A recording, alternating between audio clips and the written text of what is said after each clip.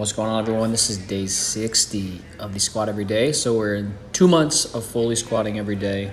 And, I'll be honest, it's been a really awesome journey. I've learned a lot. I've definitely been able to kind of become numb to the situation of squatting every day. It used to seem daunting, but it's just now kind of part of the day. But today I wanted to try and shed some light and something that I haven't really shared too much during this process, that I've been cutting weight, just this like a 12-week, 14-week fat loss cycle. So when I started this cycle, and this is really going to be helpful for people out there who are trying to, lose weight, lose fat, but also not try to lose too much strength, or like what I'm kind of experiencing is there's that line where you can't have it all at some point. So today, I am now in my week 11 of my fat loss cycle. So I was about 3 or 4 weeks in when I started. And what I was doing, I was able really to just train and feel good and recover. I had good energy up until probably 2 weeks or so, when I hit a big heavy back squat, felt great. And then kind of went on a little vacation and kind of got back and just really haven't bounced back, but it's really because I've been dropping my macros. So for those of you out there who are, and this really is pertaining to people who are kind of on the leaner side, because if you have weight to lose, or if you're a beginner, you might not feel that big of a hit, assuming you don't drop too drastically. But at some point in your diet, you're going to start feeling just lower energy in general. So that being said, this program has been really good for me during that period, and I think for most people, if they are trying to cut weight but maintain strength, obviously keeping your body primed to hitting the heavier intensities. You just might not be doing as many reps and sets and total volume of that. So making sure that you're accounting for that. So if you normally would do 3 sets of 2 in a strength block at 85 or 90%, or even higher, you might be able to only hit 2 sets of 1 with that and be okay with that, because your recovery is a little lower, your energies are lower. So that's kind of something that I've noticed. And today in the back squat session, I worked up to 170 kilo. Definitely not I guess it's something that was heavy at one point. So I guess, that being said, 10 pounds ago, 8 weeks ago, that would have been a heavy back squat single. So there is some progress. But it's just kind of having realistic expectations for that. And then, the biggest thing that I want to stress also with this is that, and here's my 375 back squat.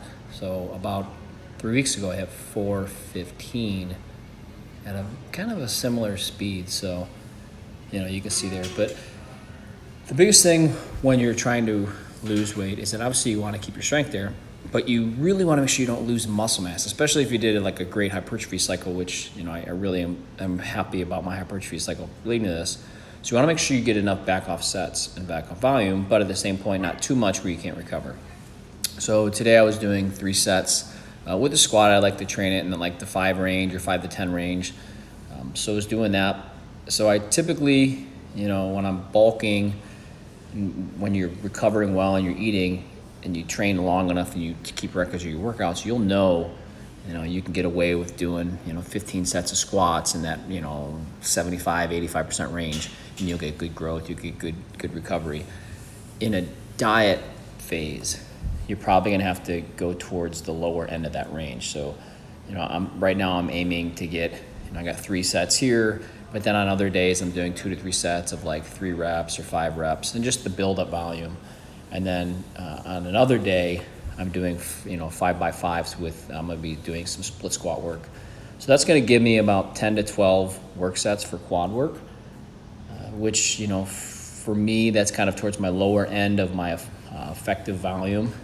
So that's kind of where I want to hit. So knowing your numbers there and tracking yourself, how much, during my peak bulking, I could get away with doing 16 to 18 sets of really high quality, heavy sets.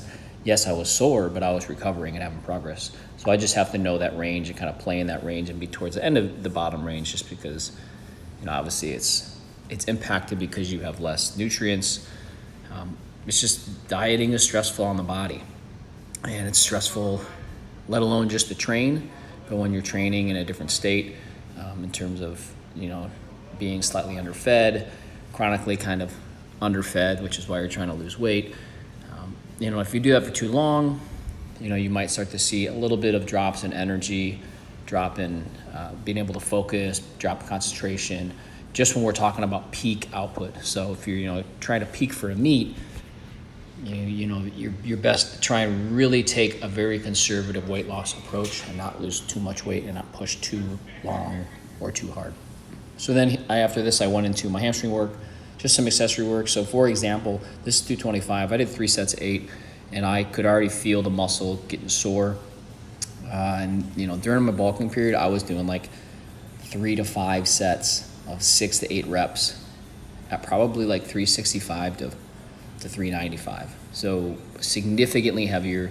But I probably could have went heavier, but my body just was tired. Mine was tired. So I just got the reps in just to kind of get some good stimulus, focus on the hamstrings, and be realistic with expectations that, maybe squatting and doing a couple of back off sets and significantly less work and stress than a bulk phase is gonna be okay, because I don't have the calories and nutrition. So when you're doing that, you have to be realistic with your diet phase and understand that when you're dieting down, especially towards the end of climbing that mountain, that you understand that the body's under stress. Your goal of this phase is to drop body fat and to maintain as much muscle as you can. So you can't be pushing yourself crazy high volume and expect to recover from that, because that will just lead to muscle breakdown.